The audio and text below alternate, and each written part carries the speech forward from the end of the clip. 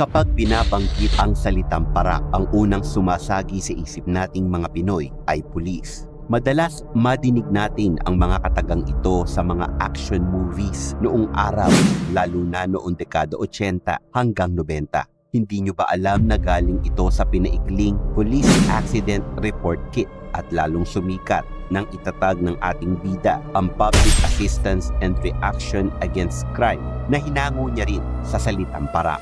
Yan ang maikling pasakalye natin para i-introduce ang ating bida na dating senador, dating chief ng NBI, miyembro ng Manila's Finest at isang matikas na colonel ng MPD o Manila Police District. Kung may pulis na saktong-sakto ang bansag na para, ay siya na yun. Siya ay walang iba kundi si Robert Bobby Barbers. Ang kanyang pangalan ay naiuugnay lagi sa pagkakasukol ng mga high-profile kingpin at most wanted person. Hindi ito maikakaila dahil siya lang naman ang namuno sa mga maaksyong operasyon para madakip sina Don Pepe Oison at si Bibi. Kaya't halina't ating balikan at alamin ang kwento ni Parak Robert Bobby Barbers sa ating komprehensibong dokumentaryo sa pagpapatuloy ng ating istorya.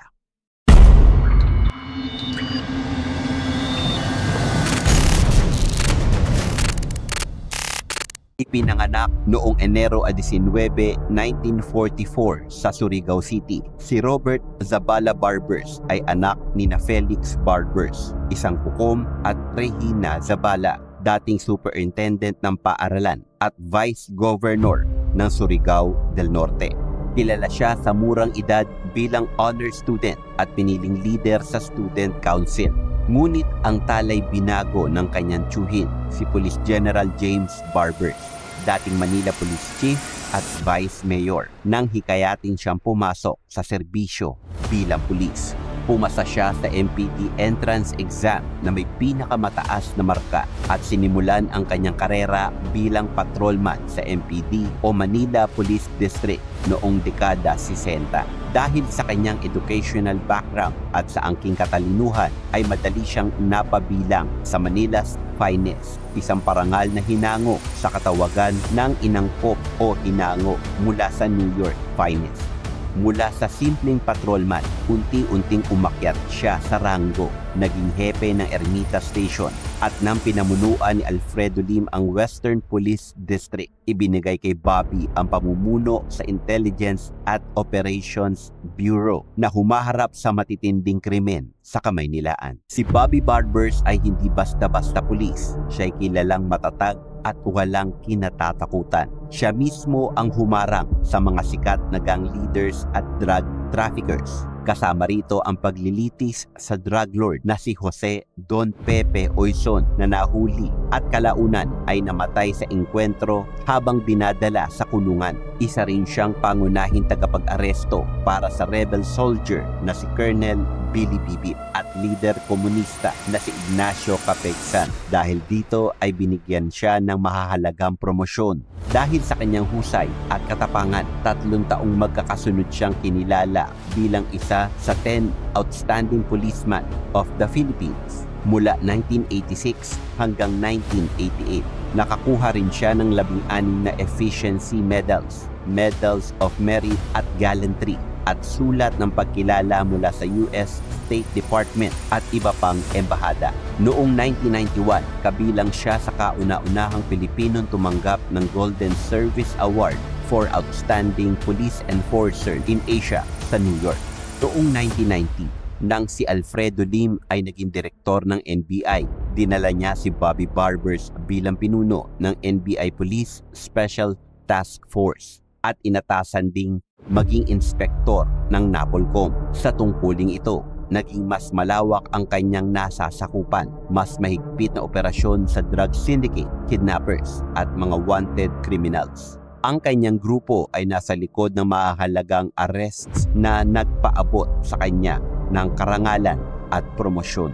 Noong 1991, matapos ang 27 taon sa serbisyo bilang pulis, nagbitiw si Bobby upang tumakbo bilang kongresista sa Surigao del Norte noong 1992. Isa sa mga hakbang patungo sa patas na paggamit ng kapangyarihan para sa publiko. Nanalo siya bilang kinatawan ng 2nd District noong 1992 at muling nahalal noong 1995. Iniluklok siya bilang chairman ng House Committee on Effective Law Enforcement at vice chair ng Public Order and Security Commission. Noong Abril 16, 1996, tinirang siya ni President Fidel Ramos bilang sekretary ng Internal and Local Government or DILG. Sa tungkulin niya, itinatag niya ang Public Assistance and Reaction Against Crime or PARAC, isang 24 oras na public assistance unit para sa agarang pagresponde sa krimen. Kasama rin ang proyektong Bring a Friend na tumutulong sa mga drug dependents na magpagamot ng walang stigma at ang Barangay at Pulisya Laban sa Krimen or BPLK na nagtataguyod ng komunidad pulisya partnership kontra kriminalidad. Noong 1998, tumakbo siya bilang senador at nahalal bilang unang dating pulis na naging senador sa bansa. Sa Senado, pinangunahan niya ang Committee on Public Order and Illegal Drugs at naghain ng mahigit sa 100 panukalang batas na nakatuon sa seguridad, laban sa droga at kapayapaan. Kabilang dito ang unang anti-terrorism bill na iprinisinta noong 2001 bagaman hindi ito naipasa sa kanyang termino. Siya rin ang naging pangunahing author ng Comprehensive Dangerous Drugs Act ng 2002 or RA 9165, ang batas na siyang nagpabago sa laban kontra droga at nagtatag ng Philippine Drug Enforcement Agency or PDEA. Noong 1997, ginawang pelikula ang buhay ni Bobby Barbers, pinamagatang Bobby Barbers, para sa direksyon ni Augusto Salvador. Tampok ang mga kilalang kwento ng kanyang katapangan at kabayanihan sa paglaban sa sindikato at kriminalidad. Umanap si Philip Salvador bilang Bobby na nagsalamin sa kanyang walang alinlangan at matatag na persona bilang pulis. Sa kwento ng pelikula, sadyang binigyan diin ang kanyang pinakamahigpit na laban, ang operasyon laban kay Don Pepe Oison, ang pagtakip kay Billy Bibit at ang moment ng paghihilom ng loob ng publiko sa mapanupil na kapulisan. Ipinakita rin ang kanyang karismatikong pamumuno sa MPD at NBI. Ang pelikula'y naging simbolo ng ideal na pulis na makatarungan, matapang, may malasakit sa mamamayan. Matapos ang huling araw sa MPD at NBI noong 1991, hindi naglaon, ay pumasok si Bobby sa politika at naging bahagi ng pamahalaan. Sa kanyang pamumuno bilang senador at DILG secretary, ipinagpatuloy niya ang laban sa droga at krimen. Sa dulo ng kanyang buhay, nakaranas si Barbers ng throat cancer. Pumunta siya sa Estados Unidos para sa operasyon noong Nobyembre year 2000 at bumalik muli doon noong Hulyo taong 2005 para sa check-up. Ngunit ang kalusugan niya ay mabilis na lumala. Na-confine siya sa The Medical City Pasig bandang Disyembre at sa bisperas ng Pasko ay nahirapan siya sa paghinga. Pumanaw siya noong Disyembre 25, year 2005 or Christmas Day ng alas 10:29 ng umaga dahil sa heart failure sa edad na 61 anyos lamang.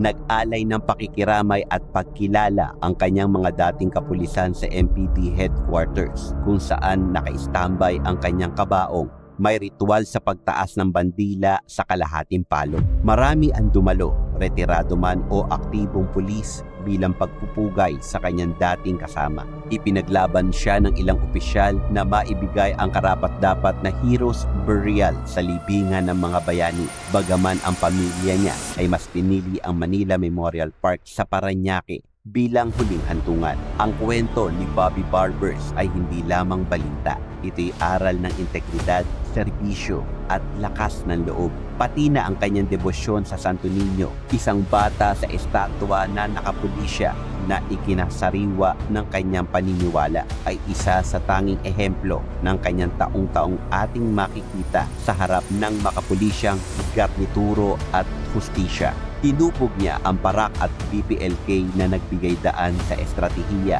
ng 24 oras na responsibilidad at pakikipag-ugnayan ng pulis sa komunidad. Ang kanyang mga anak, si Robert Ace, Robert Lyndon at Robert Dean, ay tumuloy sa lingkuran ng pampublikong serbisyo sa kanilang sariling paraan. Isinusulong ang pamana ni Bobby sa Surigao at sa buong bansa. Paniwalaan niyo man o hindi, kahit siya ay naging isang senador at kalihim, mahalaga ang sinasabi niyang tunay niyang unang hinangad at minahal ay ang maging pulis upang makapagserbisyo sa kanyang bayan mula sa mga masasamang loob. Sa kanyang sariling paniniwala, police work remains his first love. Aniya. So ngayon, alam mo na ha?